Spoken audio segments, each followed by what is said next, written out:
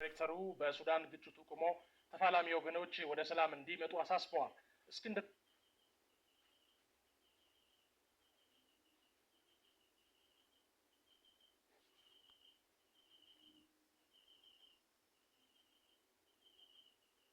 ከበደ ያዘጋጀውን ሄርሜላ ተመስገን ታቀርበዋለች።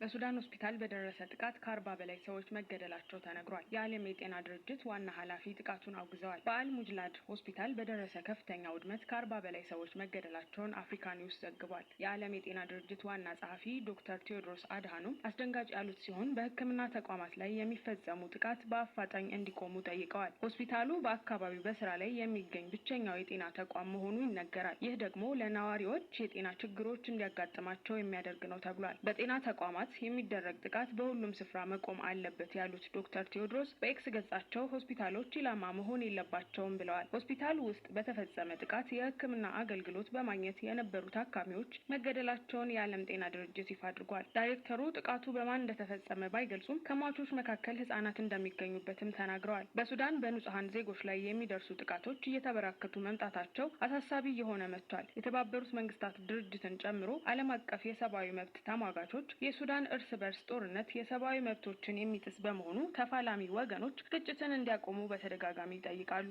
የሱዳን ፈጥኖ ደራሽ ኃይል እና 2 ታዋቂ የሲቪል ማህበራት የሱዳን ጦር ጥቃቱን ፈጽሟል በሚል ወቅሰዋል። የደረሰው ጥቃት ከፍተኛ በመሆኑ በሚሊዮኖች የሚቆጠሩ ሱዳናውያን መሰደድ፣ ለረሃብና በሽታ መጋለጣቸው ተነግሯል። የተባበሩት መንግስታት ድርጅት በሱዳን የሚታየውን የሰብአዊ ቀውስና